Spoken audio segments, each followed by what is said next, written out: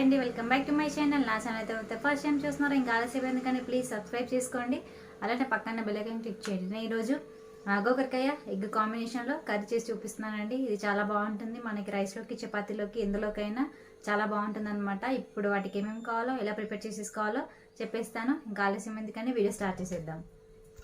నేను గోకరకాయ egg combination అని చెప్పాను కదండి. నేను దాని కొరకు గోకరకాయ ఒక 1/2 kg తీసుకొని మంచిగా శుభ్రంగా కడిగి కట్ చేసి పెట్టాను అనమాట.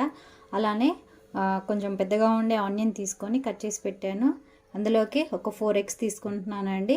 అంటే 1/2 kgకి మనకి ఎగ్స్ 4 సరిపోతాయి అనమాట. అయితే ఇప్పుడు నేను స్టవ్ మీద ఆల్రెడీ నాన్ స్టిక్ పెట్టేశానండి. ఇప్పుడు మనం అందులో ఆయిల్ వేసుకొని ఎలా ప్రిపేర్ చేసుకోవాలో చూపించేస్తాను. ఇక్కడ నేను నాన్ స్టిక్ పెట్టి ఆయిల్ వేసానండి. ఇప్పుడు ఆల్రెడీ స్టవ్ కూడా ముట్టించేసాను నేను. ఇప్పుడు ఆయిల్ హీట్ ఎక్కుతుంది. అయితే ఆయిల్ అంటే మీరు ఎంత వేసుకుంటారో, కొంతమంది ఆయిల్ ఎక్కువగా వేసుకుంటారు, కొంతమంది అంటే లైట్గా, కొంతమంది ఆయిల్ ఎక్కువ ఉంటే ఇష్టపడతారు. మీకు సరిపడా ఆయిల్ వేసుకోండి. ఇక్కడ నేను కర్రీకి సరిపడా మన కర్రీ గరిటె ఉంటుంది కదండి, దాంతోనే ఒక 3 tablespoons వేసుకున్నాను అనమాట. మనకి ఇక్కడ ఆయిల్ హీట్ ఎక్కిందండి. నేను జీలకర్ర వేస్తున్నాను, అలానే కొన్ని ఆవాలు. ఇక్కడ ఆవాలు జీలకర్ర వేగాయండి. నేను ఆనియన్స్ వేస్తాను.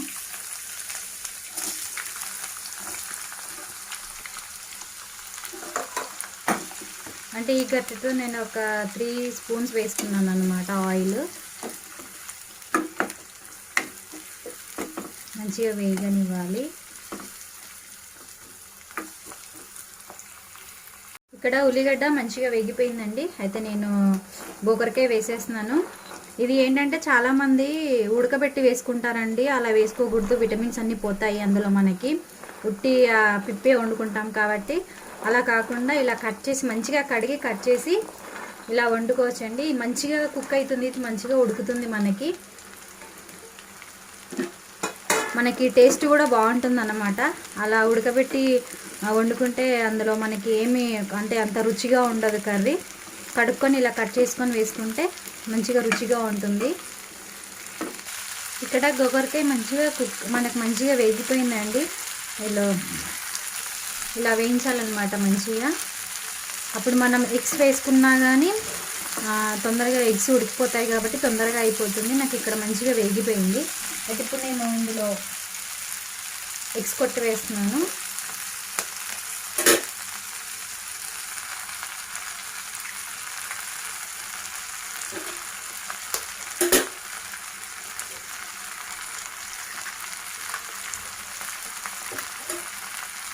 ఇక్కడ నేను 4 eggs వేస్తున్నానండి.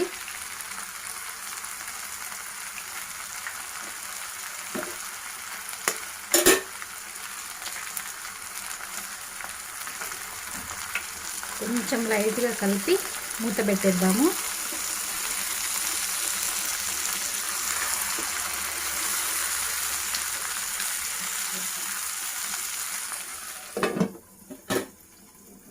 ఒకసారి కర్రీ కలుపుదామండి.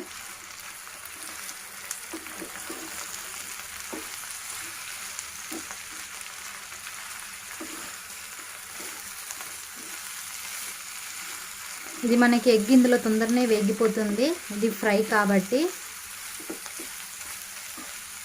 మనకి చపాతీలోకి ఇట్లా రైస్లోకి ఇందులో మనము అంటే పచ్చిపులుసు కానీ ఇంకా టమాటో చారు కానీ చేసుకొని కాంబినేషన్లో తీసుకుంటే చాలా బాగుంటుందండి. ఒకసారి మీరు గోకరకాయ ఎగ్ ఇలా ట్రై చేయండి. ఇప్పుడు నేను ఇందులో సరిపడా ఉప్పు కారం వేస్తాను. ఒక 2 tablespoons వేస్తున్నానండి ఫుల్గా. అలానే 1/2 tablespoon పసుపు, అలానే 2 tablespoons సాల్ట్, 1/2 tablespoon జీలకర్ర పొడి. మంచిగా మిక్స్ చేసుకుందాము.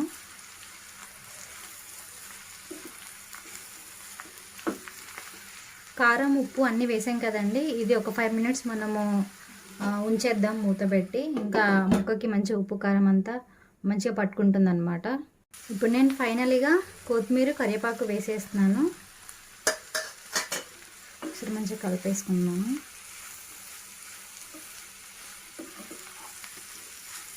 గోకరకాయ ఎగ్ కాంబినేషన్ చాలా బాగుంటుందండి. మీరు అందరూ ఒకసారి ట్రై చేయండి. ట్రై చేసి ఎలా వచ్చిందో నాకు కామెంట్ చేయండి. చపాతీలోకి మనకి రైస్లోకి ఇందులోకైనా బాగుంటుందండి.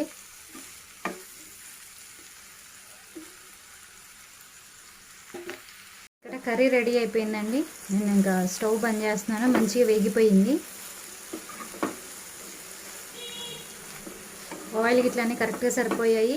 చూడండి మనకి ఎంత మంచిగా వేగిపోయిందో. చపాతీలోకి అయితే చాలా బాగుంటుందండి. ఇదిగో గోకరకాయ మనం ఉడకబెట్టని అవసరం లేకుండానే కడిగేసి మంచిగా సన్నగా కట్ చేసి చిన్న చిన్నగా ఇలా చేయొచ్చు అన్నమాట.